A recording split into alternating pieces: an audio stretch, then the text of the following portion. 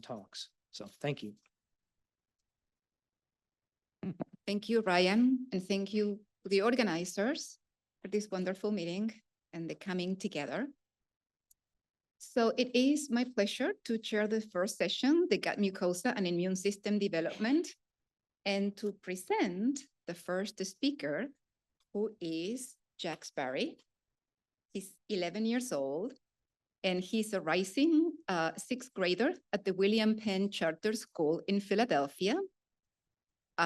Jax is the co-founder of the Celiac Journey, a patient-centric advocacy organization. Eating without fear is Jax's mission. Celiac Journey has two primary goals: to require the labeling of gluten in all packaged foods in the US, just like gluten must be declared on all food labels in 87 other countries. To increase government awareness and funding for celiac disease research to find a cure and more treatment options other than just a strict gluten-free diet. Jax filed a citizen petition with the FDA to requiring the labeling of multiple foods in the US, in addition to wheat, which is already required to be labeled. He has personally met with President Biden and FDA authorities and has raised a large amount of money to fund celiac research. Until there is a treatment other than a gluten-free diet, Jax's research and lived experience informs us that requiring the labeling of gluten will have the greatest impact in improving quality of life and safety for celiac people. He has spoken at multiple events and has been honored by the Pennsylvania State Senate. He has also been featured in prominent TV shows. And what I like the most is that in addition to his celiac advocacy, Jax loves playing soccer, tennis, squash, going skiing, collecting baseball cards, hanging out with his sheepledoodle ace, and listening to music. So we can find more about Jax's story at theceliacjourney.com. And it's my pleasure to invite him to speak to us this morning about celiac disease and his perspective from a life experience. Thank you.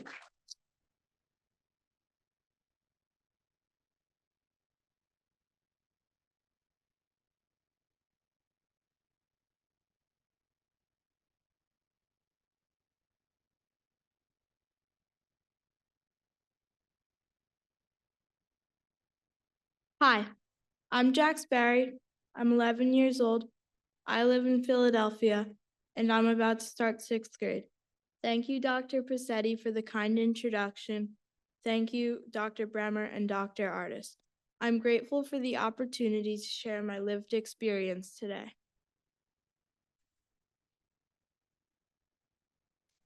I have celiac disease, which is a potentially life-threatening food allergy, autoimmune disease, and digestive disease. Just before I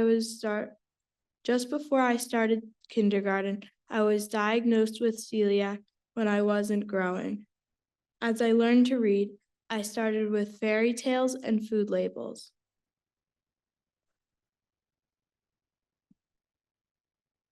Celiac impacts more than 3.3 million Americans, greater than 1% of the general population. Celiac is triggered by eating gluten, a protein found in wheat, barley, rye, and most oats. The only treatment for celiac is a strict gluten-free diet for life. Gluten ingestion for celiacs can cause more than 200 debilitating symptoms, including anemia, cancer, diarrhea and vomiting, immunological scarring, malnutrition, and heart disease. 44% of those who follow a strict gluten-free diet still get gluten once a month.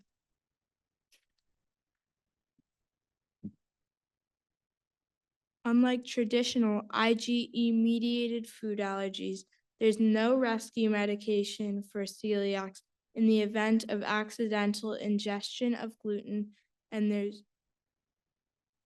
one cannot outgrow celiac. If I eat just a crumb of gluten, just a crumb, I can get very sick. That's what it looks like when I get glutened. This time I was vomiting and I had diarrhea for 2 days. I felt sick for days afterward. It was awful. Gluten also damages the small intestine. When I was 5 years old, I had Marsh 3 level damage. I was anemic. I was also told that the doctors only see Marsh 4 level damage in autopsies. It was really bad. Food insecurity for celiacs happens every day, regardless of a person's age or social status, because of various reasons. 1, there's a constant threat of cross-contact with gluten. 2, 80% of foods have gluten in them. 3, the limited availability of gluten-free food, especially when eating out of home. 4, the high price of gluten-free food. And 5, gluten is not required to be labeled on all packaged foods in the U.S. yet. Eating without fear is our hope, so my family founded Celiac Journey, an all-volunteer, patient-centric advocacy organization with an emphasis on telling the pediatric perspective of millions of American celiacs, their parents, and caretakers. I have 2 goals. 1, require the labeling of gluten on all packaged foods in the U.S., just like gluten must be declared on all food labels in 87 other countries. And 2, increase government funding for celiac research to find other treatments than a strict gluten-free diet.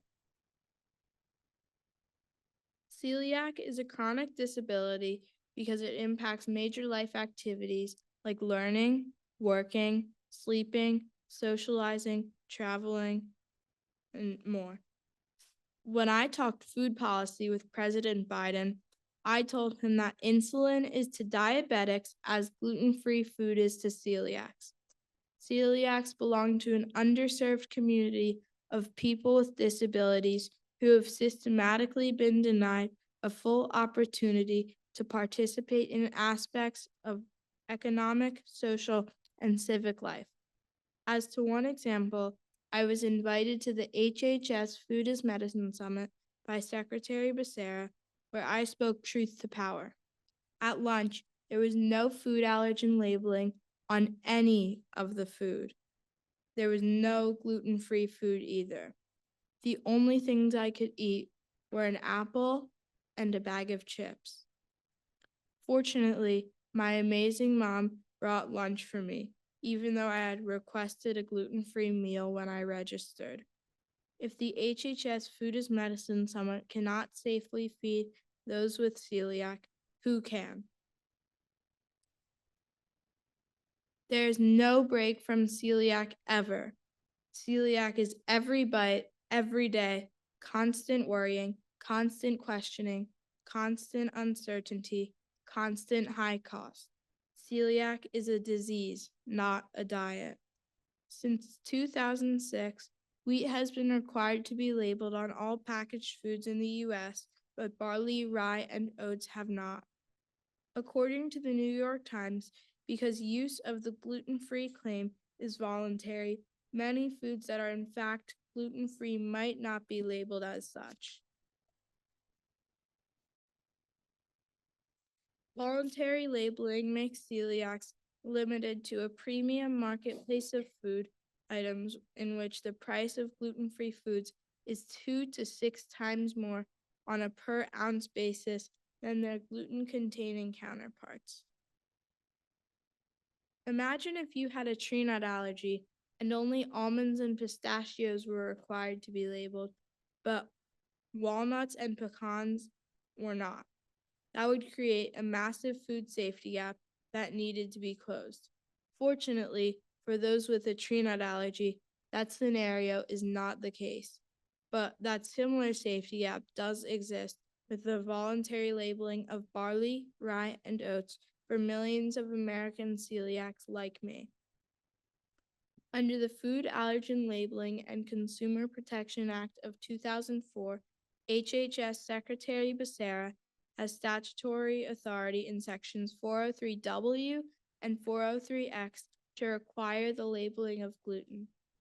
In the past 20 years, the HHS Secretary has only exercised that authority once with requiring the labeling of carmine and cochineal. Today, I'm wearing Travis Kelce's jersey because he's my favorite player, and to me, his number 87 represents 87 other countries that require the labeling of gluten on all packaged foods. With the FDA's help, the United States can too. I just got back from London and Paris. It was so much easier reading food. I just got back from London and Paris. It was so much easier reading food labels in Europe than it is in the US. Even though I don't speak French, I knew it was safe to eat in France because they take celiac disease and gluten accommodations so much more seriously on packaged foods and prepared meals.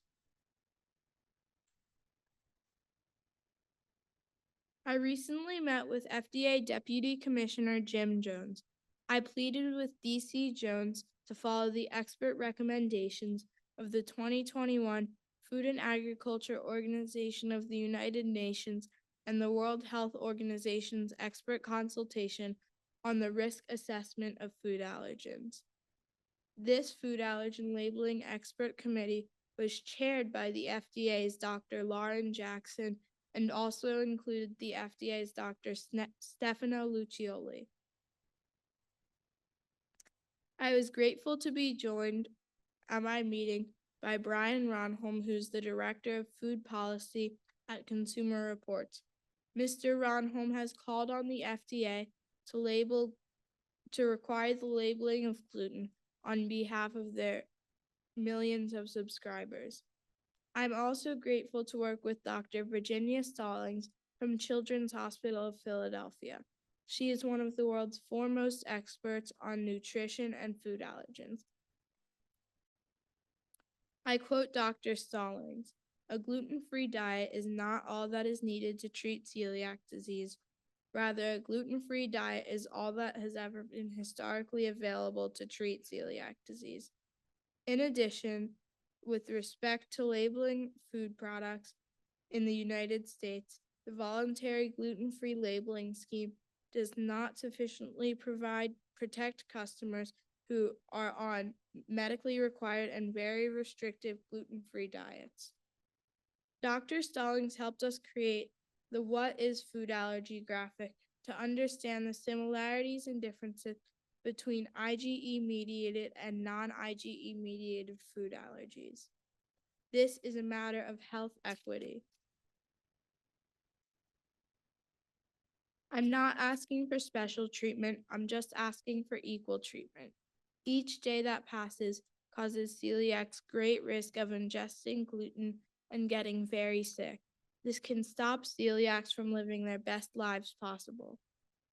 So how did we get here? Let me take a moment to step back in time. The year was 1887. Grover Cleveland was president. Gustave Eiffel began work on the Eiffel Tower. Americans celebrated the 100th anniversary of the Constitution. The NIH was established, and Dr. Samuel Gee theorized, if the patient can be cured at all, it must be by the means of diet. That was 137 years ago. Fast forward to 1952, Harry Truman was president. Dr. Jonas Salk was poised to develop the polio vaccine. It was first discovered that gluten was the trigger of celiac disease. That was 72 years ago. Fast forward to 2024, and the only known treatment option for celiac disease is a medically required, strict gluten-free diet, with no exceptions. That is simply not enough. Unfortunately, research shows that the NIH has historically underfunded celiac disease research. Out of various GI disorders from 2011 to 2015, celiac disease consistently received the lowest amount of NIH funding at about $3 million per year. Celiac disease consistently received the lowest amount of NIH grants at approximately 8 grants per year. In conclusion, NIH funding of GI diseases is not proportional to disease prevalence or mortality. Celiac is underfunded in comparison with other diseases, especially when the prevalence, treatment burden, and lack of available treatment options are considered. For far too long, celiac has not received its fair share of funding, since many believe that a gluten-free diet is all that is needed to treat celiac. I'm here to tell you that's a myth. While funding amounts for celiac research have slightly improved over the last several years, it is still not nearly enough, especially to make up for the biomedical research vacuum that inadequate funding has created. Biomedical breakthroughs are only enabled through research, and this requires a transformative commitment with adequate federal funding. This is the NIH. There's nothing beyond your capacity. I'm so grateful to Pennsylvania Governor Josh Shapiro and Pennsylvania State Senator Amanda Cappelletti for their support of labeling gluten and funding research. I'm so excited that we recently raised $375,000 from Pennsylvania to start working with Nobel Prize winner Dr. Drew Weissman at Penn Medicine. The Weissman Lab's research will be focused on developing an mRNA LNP therapy to promote gluten tolerance for celiacs. One of the silver linings of celiac has been meeting so many great people and building a community to give voice to the voiceless. I want to give a shout out to my friend Adina Togel, who is 13 years old, has celiac, a dairy allergy, and EOE. Adina is the inspiration behind the Adina Act, which will require the labeling of gluten and the top 9 major food allergens in all medicines. I also want to give a shout out to FAIR, Food Allergy Research and Education. Both Adina and FAIR have supported Celiac Journey's efforts to require the labeling of gluten in food. I'm so proud to also support Adina and FAIR to try to get the Adina Act passed. If COVID has taught us anything, it's that we can solve large problems if we work together. I agree with Dr. Bremer that food weaves a thread through the fabric of human culture, history, family, and memory. Nutrition connects food to health. It touches every cell and every system in our bodies at every stage and age. Nutrition is vitally important, but for those of us with celiac and other food allergies, there is a threshold question as to whether food is safe to eat, even before worrying about nutrition. I hope you'll join me on my celiac journey and focus more NIH resources on celiac research to find treatment options other than a gluten-free diet, a rescue medicine, and ideally a cure for this dreaded disease. Let's do this.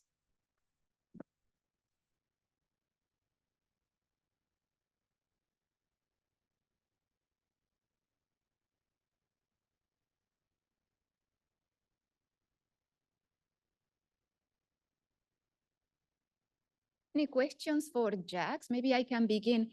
From all the things that you have done advocacy with the politicians, you have been trying to raise money, you have engaged the community. Where do you think you have been more successful?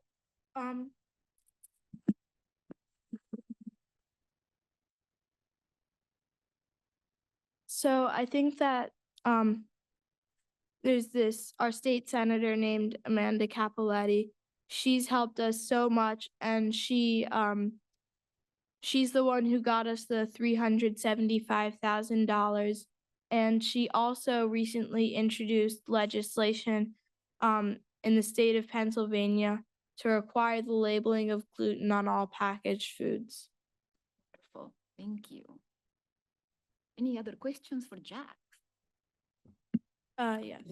Excellent talk, Jax. I want to thank you as a healthcare provider, but also as someone with celiac disease. I wish I could say it gets better, but so far it has not gotten better. I was actually talking at a conference last week.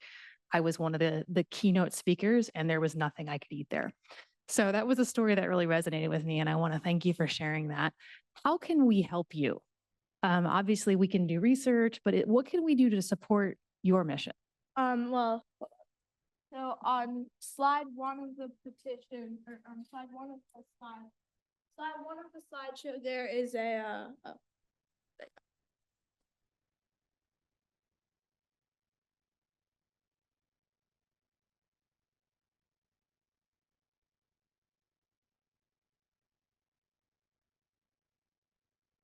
Of your website? and yes, you can also visit celiacjourney.com. And we write blogs pretty often, and you can check out some more information there. Can I ask a question? Yes. Yeah. Very nice talk.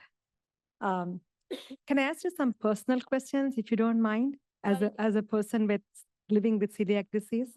Yeah, sure. Okay, because I do have a niece who also has celiac disease, but she was diagnosed like when she was 17 or 18. And so I'm wondering, when were you, diagnosed with celiac disease? I mean, how old were you? So it was right before I started kindergarten. I was 5 years old. It's actually the anniversary for 6 years is coming up this month. And what does your typical diet look like on a daily basis? So like for breakfast, sometimes I have like cereal or eggs, and then maybe like pancakes or a waffle. And then like for lunch at school, like my mom packs me a sandwich, and then it really varies for dinner, but my favorite food is pizza. Thank you. I'm a program director at NIH, so I understand what you're saying, and hopefully we will be able to do something, as the way you're proposing. But that all has to, like trickle down. We have another question over here. Very, very nice presentation. And so I'm a dietitian by background, and I have done food allergy for about 30 years now. I've never seen anybody with celiac disease because we don't tend to look after them in allergy clinics. They get seen in the gastroenterology clinics.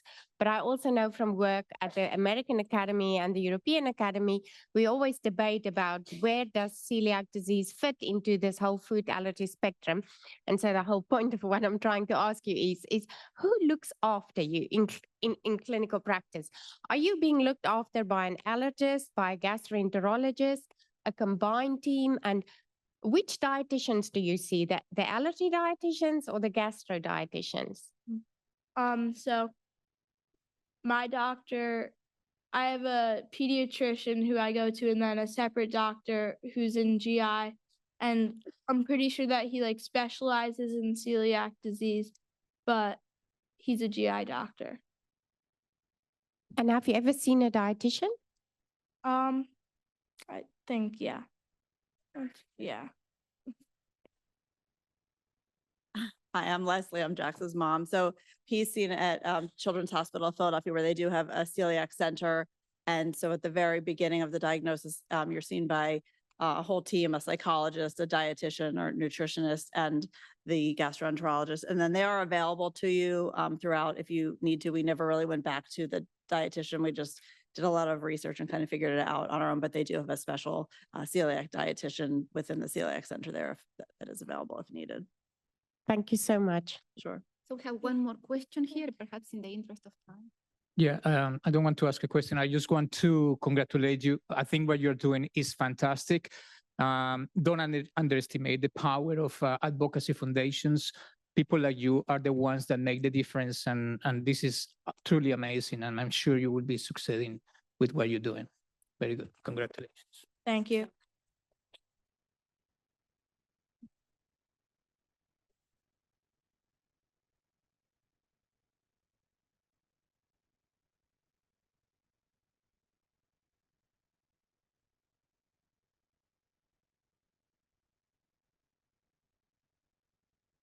That was very inspiring.